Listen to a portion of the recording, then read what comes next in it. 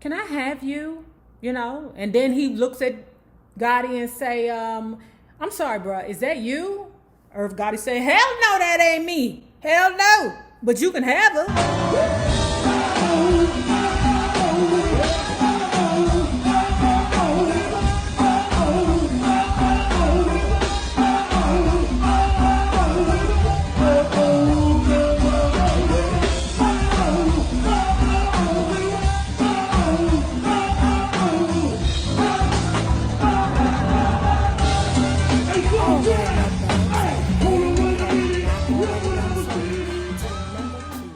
Share and subscribe because it is so important to my success here on the YouTube.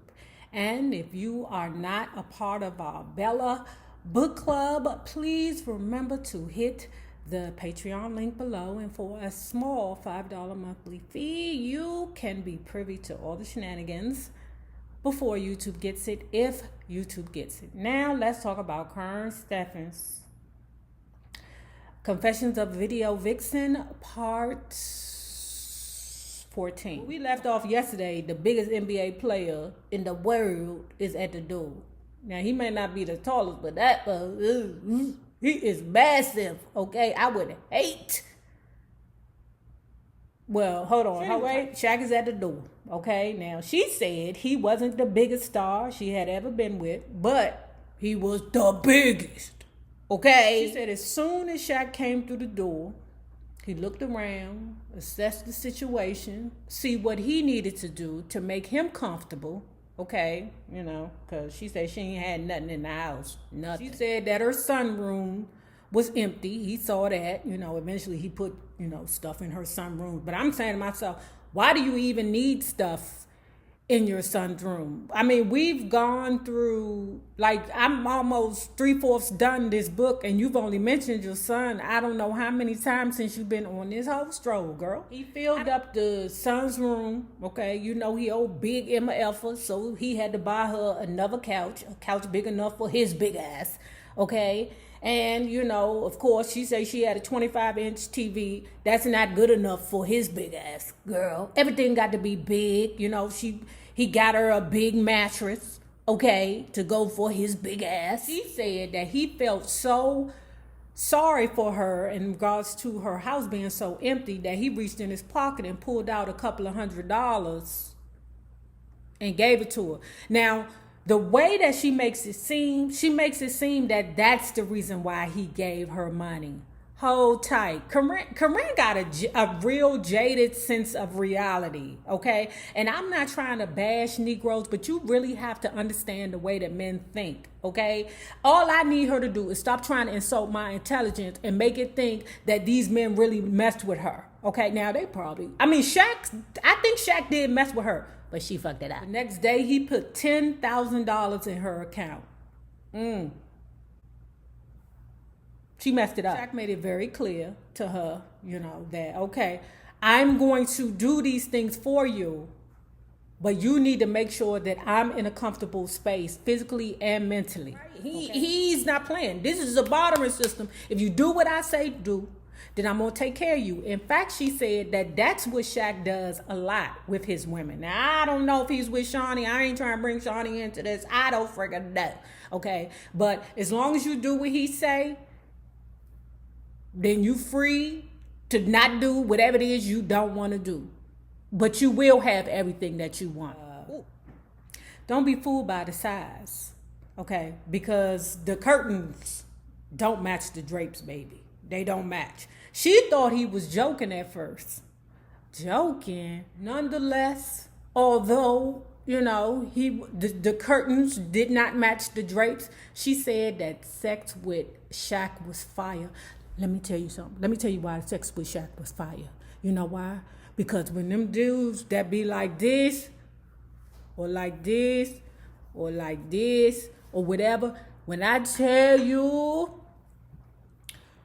that dudes be amazing, baby. If you know what I'm talking about, just put a 1 down in the comments. You know daggone well them dudes that don't be blessed in certain ways, okay? Yeah. On the mouth. Okay, I'm trying to stay monetized. She said that the world saw Shaquille O'Neal as an arrogant and cocky dude, but she found him to be affectionate and exactly what she needed.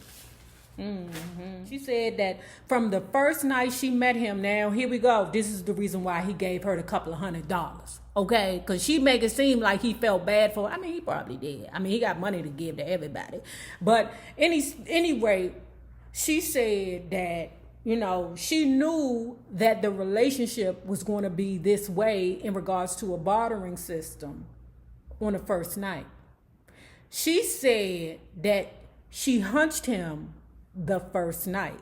So, girl, he didn't give you the money because, oh, I feel sorry for this girl. He gave you the money because, okay, you already know how this is going to work, okay? That's why he gave you the money. And because you his new concubine.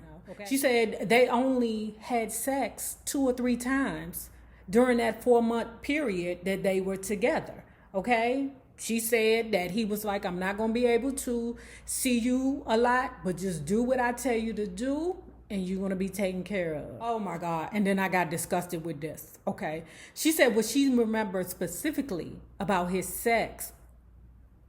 Shawnee girl. But anyway, what she said was how big and massive his body was and the sweat that poured from him. Girl, oh my God, I think I'm gonna have to leave this on Patreon. Girl, you know why?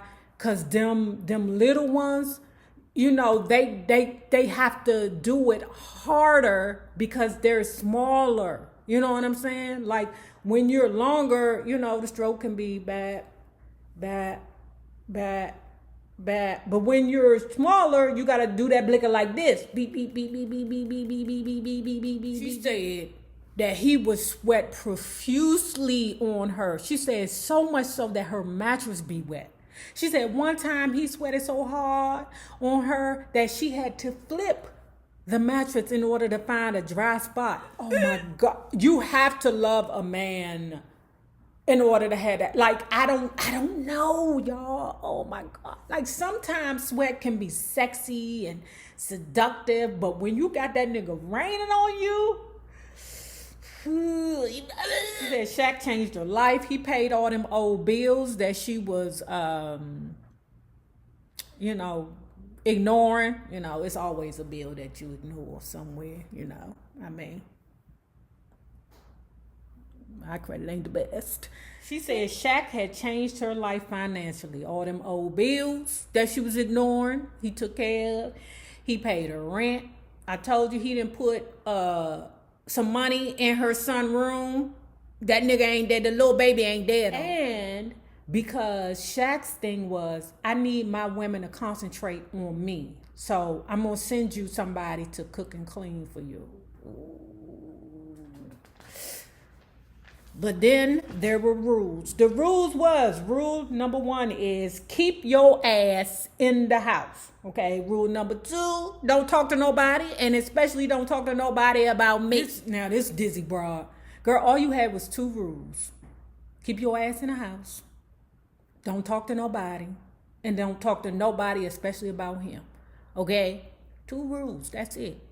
This dingbat, this dizzy ass broad, you know, she old party animal, okay? She couldn't resist any time to go out and parlay. Those are not Shaquille O'Neal's rules, girl. She said now because she wasn't doing what she was supposed to do, there was discord in the palace, okay? The king has spoketh. Bitch, I gave you this money to keep your ass in the house and shut the fuck up, okay? You shutting the fuck up until now, okay? But you not doing everything I told you to do. So this time where her and Shaq are going through it, okay, is the same time where Man Apart is starting, okay? So she's sitting at the table salivating over Vin Diesel while texting Shaquille O'Neal, telling him, baby, don't leave me, okay? I still want us to work. You see how this hussy work?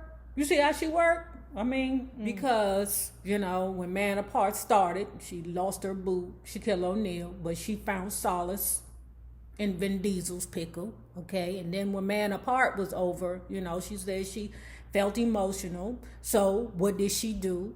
You know, she called Irv Gotti again because she longed for that hip hop life. She loved the attention that she would get from being a part of the yacht lifestyle, the club lifestyle. I said, once Man Apart rapped, she rekindled her relationship with Irv Gotti. You know, she was his lover and his bottom bitch. Ja Rule said that Karrine Steffan is crazy, but you fucked her, Ja Rule. You knew she was crazy before.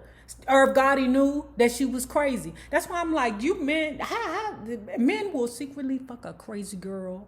I'm telling you, they like them crazy girls, you know. It's like, it's fun to them. It's almost like a joke to hunch on crazy girls. But anyway, Ja Rule said that basically Karrine Steffan's prostituted herself for Murder, Inc. She co-signed it when she said, whatever Gotti told her to do, whoever Gotti told her to do, she would do it.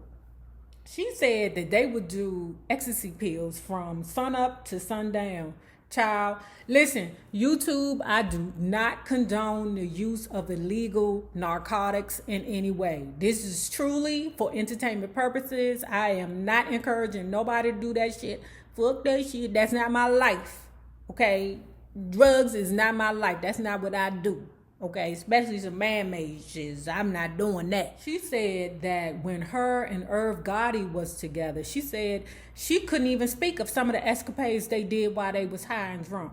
Okay, I'm like, oh God. But what she did say was that it was almost like a competition between the two to see who could outlast the other. Okay, it was a winner and it was a loser. The person who gave up first was the loser. And she did say he was taking that blue pill to you know, stay up with her. Child, she's being paid very well to hunch Irv Gotti and whoever Irv Gotti told her to hunch, you know. But I'm saying to myself, you know, you don't really need Irv to, you know, do it, because basically he's not giving you everything you worth, girl. You know that mouthpiece is like worth thousands. I'm sure that Irv Gotti was benefiting way more than you ever could financially in regards to, you know, your special set of skills. That's all I'm saying. She said that his wife, meaning Irv Gotti's wife, knew exactly what was going on, but there weren't going to be any changes, because Irv Gotti was the boss and he was in charge. At this time in the book, she's saying that she considers herself to be Gotti's showpiece, okay? Like, basically, she was the party favor. She would stand next to him very proud, okay? And when a man would come up and they would talk, you know, hey, yeah, what's up with Karrine? Gotti would be like, you like that? You can have that. Karrine, take care of it. And she would do it proudly. She need to call this not a video vixen. She need to call this Confessions of a Prostitute. Do that. Or escort. Do that. Say Confessions of an Escort. Okay. Rewrite the whole book. Okay. Because did you know that they was thinking about doing Karrine Steffan's movie off of these books? You know, and at least Neil was going to play Karrine Steffan. So I said, oh, that's a perfect person. She looked just like her, but everybody was like, no, at least don't you do it, because that is a harlot. Don't you do it. You are too classy to play that hoe. No, at least trying to pay her bills, okay? So anyway, the scene goes like this, okay? They all driving around, you know, in a limo, all of Murder, Inc., you know, having a good time, drinking, funning, okay? And they ended up at this place called the Mamba Club, okay? Now, they're inside, walking through to the parking lot in the back, or, you know, on the patio, going to the parking lot, because this scene happened in the parking lot, okay? Diddy, you know, Sean Puffy Combs, you know, Thick Thighs Diddy. He is talking to Irv Gotti. Okay, now standing right next to him is Karrine Steffan. Okay, now Gotti and Diddy are conversing, but according to Karrine, Diddy can't keep his eyes off of her. So eventually, Diddy goes, hold it, Gotti, hold it. Can I have you? You know, and then he looks at Gotti and say, I'm sorry, bro, is that you? Irv Gotti say, hell no, that ain't me. Hell no. But you can have her. Gotti said, that is Yzette and she is cool people. Okay? Well, then Diddy goes, well, can she come with me? His name is. Yvette said that she was confused because Gotti didn't say, okay, go with him right then and there. She said she stood there and watched those two men make arrangements for the hookup, for her to be with Diddy. Now, if you have not already done so, please remember to like, share, and subscribe because it is so important to my success here on the YouTube. And remember this, the same people that you meet on the way up will always be the same people that you meet on the way down. NayRobonYouTube, my Patreon loves. Have a